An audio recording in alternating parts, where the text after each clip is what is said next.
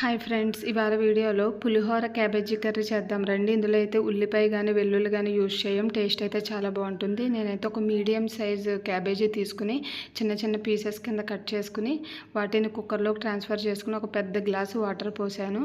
Next whistle పెట్టుకుని 2 whistles రప్పించాలి. 2 whistles వచ్చాక of చేసేసుకోవాలి. నెక్స్ట్ ఓపెన్ చేస్తే లోపల కొంచెం వాటర్ ఉంటాయి. వాటర్ని డ్రైన్ చేసేసుకోండి.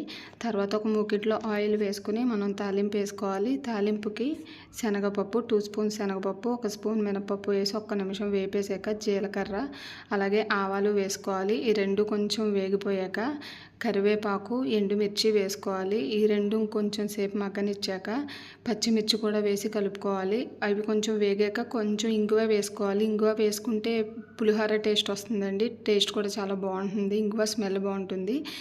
నెక్స్ట్ కొంచెం చింతపండు రసం, సరిపడా ఉప్పు, పసుపు వేసి ఒక్క నిమిషం అది ఉడకనివ్వాలండి. చింతపండు రసం ఉప్పు తక్కువైతే మనం తర్వాత కూడా యాడ్ చేసుకోవచ్చు. ఇలా ఉడికాక మనం రెడీ చేసుకున్న క్యాబేజీ ముక్కలు అందులోకి ట్రాన్స్ఫర్ చేసి కలపాలి. క్యాబేజీ ముక్కలు వేసుకుని కలుపుకున్నాక అందులో ఉన్న వాటర్ కొంచెం బయటకు వస్తుంది. అది ఎగిరిపోయేంత వరకు మనం ఉంచాలి. ఇలా కొంచెం వేగాక మనకి ఇక్కడ పులుపు ఉప్పు సరిపోతే ఇప్పుడు యాడ్ చేసుకోవచ్చండి. ఇక్కడ చూడండి, వాటర్ మొత్తం ఎగిరిపోయాక స్టవ్ ఆఫ్ చేసేయాలి. ఇప్పుడు మనం ఆవపిండి రెడీ చేసుకుందాం. 2 స్పూన్స్ ఆవాలు వేసి ఒక ఎండుమిరపకాయ వేసి అది మెత్తగా గ్రైండ్ చేసుకోవాలి. ఇలా పౌడర్ చేసుకోవాలి. ఆ క్యాబేజీ కూర మొత్తం చల్లారాక మాత్రమే ఆవపిండి వేసుకోవాలండి. చల్లారక ముందు కనుక మీరు వేసారంటే కూర చేదొచ్చేస్తుంది.